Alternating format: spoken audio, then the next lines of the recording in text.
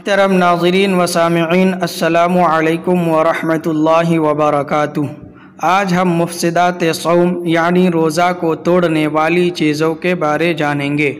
محترم ناظرین، سب سے پہلے یہ بات ذہن میں رکھیں کہ روزہ کو توڑنے والی چیزیں دو طرح کی ہیں۔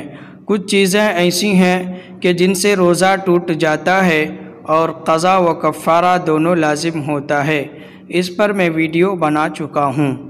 اور کچھ چیزیں ایسی ہیں کہ جن سے روزہ ٹوٹ جاتا ہے اور صرف قضا لازم ہوتی ہے، کفارہ لازم نہیں ہوتا۔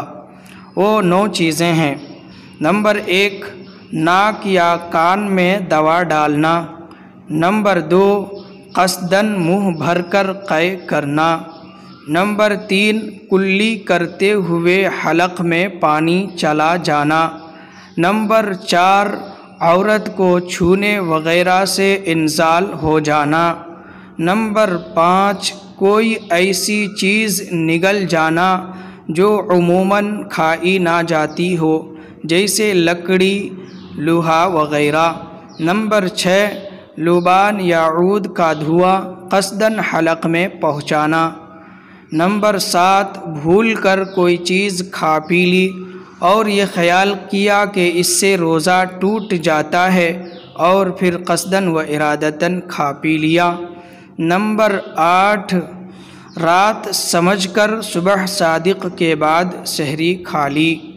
نمبر 9، دن باقی تھا مگر غلطی سے یہ سمجھ کر کہ سورج غروب ہو گیا ہے، روزہ افطار کر لیا۔ ان سب چیزوں سے روزہ ٹوٹ جاتا ہے اور صرف قضا لازم ہوتی ہے، کفارہ لازم نہیں ہوتا۔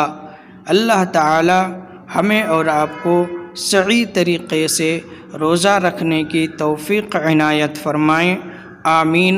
وآخر دعوانا ان الحمد للہ رب العالمین۔